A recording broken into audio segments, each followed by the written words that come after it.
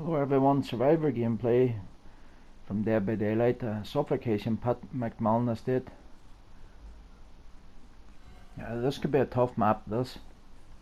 If everyone takes out the gens at one end of the map, well, you really get boxed in and the map really gets slashed in half. The first thing I would always try and do is take out one of the middle gens and those jungle gems. And then I would always take a gen either end then at each end. I would always try and leave loads of distance for the killer to make up, whether it's two gens at one end and one at the other when you get down to the last gen situation. I'd have the Huntress on me here already. I don't mind the Huntress as long as I'm on a map like this where there's pallets where you can always get a good few loops out of the Huntress.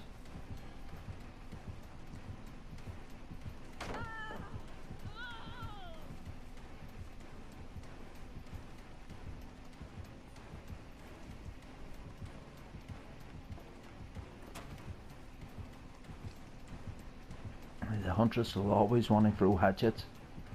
That can buy you some time.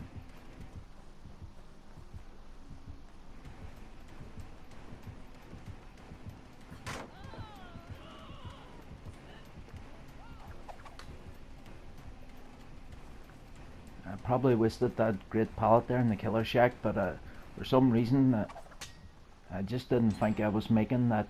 Sometimes you slow vault out the window and it really lets a killer get a hit on you, and for some reason I just run straight under her face there. I lost track of the Huntress there.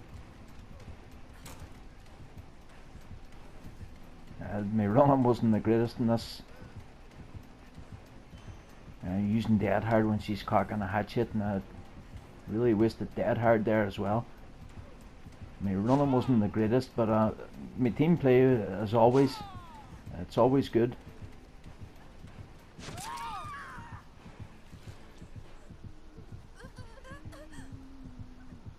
And I'm on a hook pretty early, but I always be happy even with a run like that. If I could do a run like that every time, providing I've got 2-3 hooks, so it's really enough time to get a gen done or two.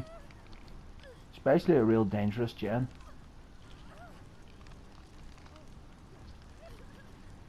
When you play Dead by Daylight, you've got to be a team player.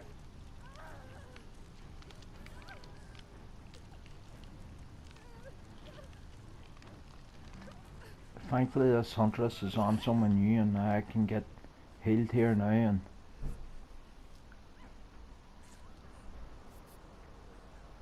the first thing I'm going to do now is try and take out one of those gens in the jungle gym.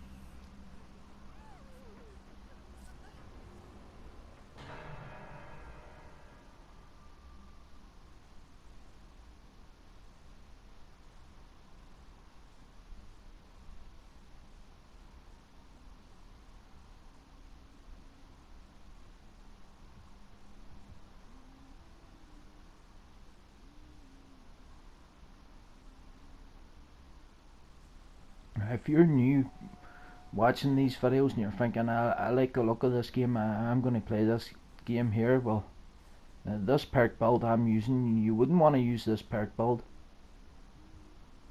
Because dead hard, I was really useless dead hard for a long time. It really takes a bit of practice getting used to dead hard.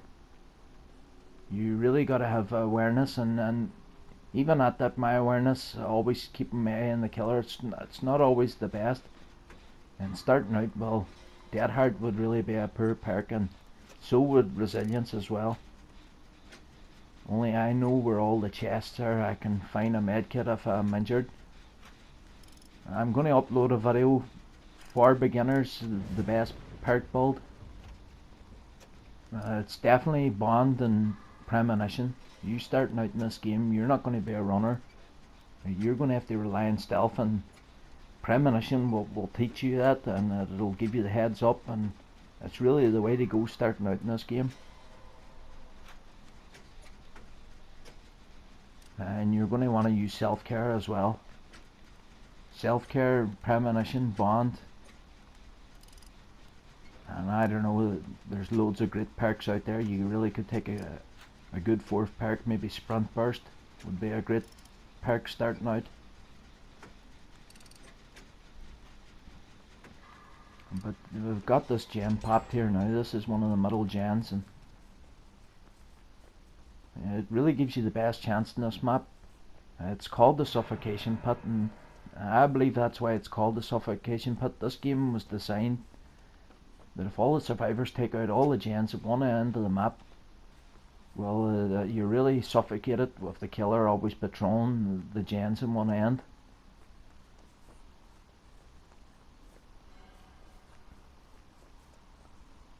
And as always, when I come across an exit gate totem, I always bust that, because you don't want no one escapes death spawning on an exit gate. You play at the high ranks, you could be sure most killers will use no one escapes death, because they come up against lots of gen rush, and in games it's really tough for the killer, and no one escapes death's really a game saver for a lot of killers.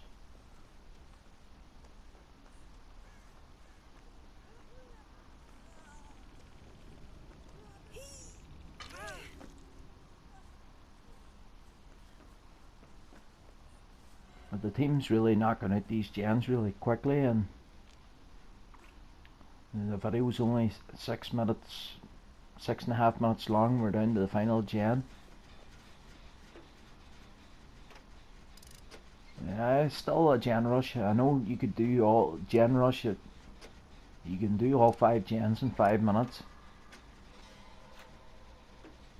but we're really putting this Huntress up against it here. And credit that killer. This killer still didn't camp or tunnel even at the stage of the game when this killer really needs a kill.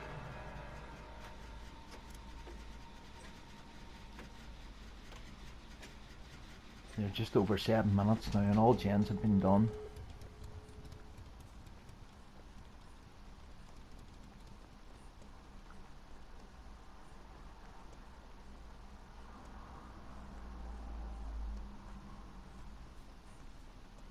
I'm just checking the area for totems to see if there's a known escape death.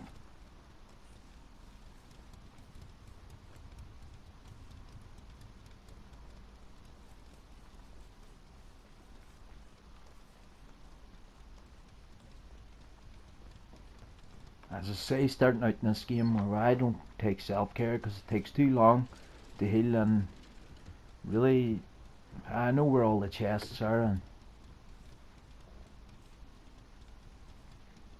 or normally I use bond and I can always get the killer to I can always get the teammates to heal me with bond. It's much quicker. You can co-op a gen then.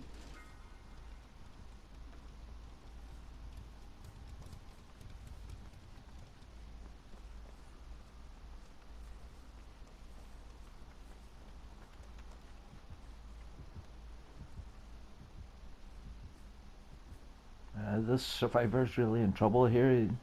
I don't know if this survivor knows where the exit gate is. We're really just trying to evade this killer somehow.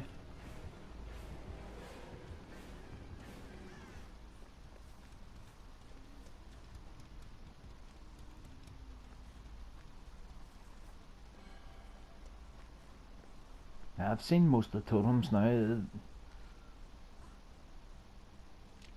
I'm just busting this totem anyway for points. I'm waiting to see what happens to the situation with this survivor that's injured.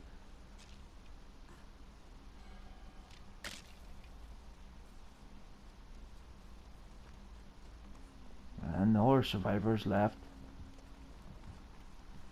And so is the other survivor. And the survivor's down, and there's no Noed. No one escapes death. I really don't know why those other survivors had left. I know one of them was in Death Hook, and maybe I'm not saying these other survivors leaving are bad or anything like that. I know how this game can go, that they may have got tunneled and camped for maybe 3-4 games in a row, and they've D-ranked every game, and they're really trying to make it to number one. And this is the game where the exit gate's there. All they have to do is go out and they've ranked up, and they're really probably really trying to get back those pups that they've lost. But there, the Huntress has tried to take this Survivor to a faraway hook, and the Survivor's off and on the run again. And I'm trying to tell the Survivor, come this way, I'll get between you. This is what you gotta do. If you're fresh and there's someone injured like that and they're trying to get out the exit gate, well, you've got to get in between the Survivor and the killer. And I'm bobbing and weaving here because I can hear hatchets being cocked. But we've got the Survivor out now anyway.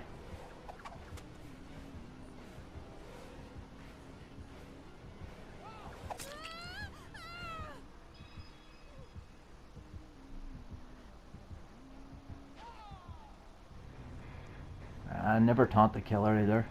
That killer really was a fair killer there. But never abandon your teammates. You play Dead by Daylight enough, you always run into the same players again, and they'll return the favour some point down the line.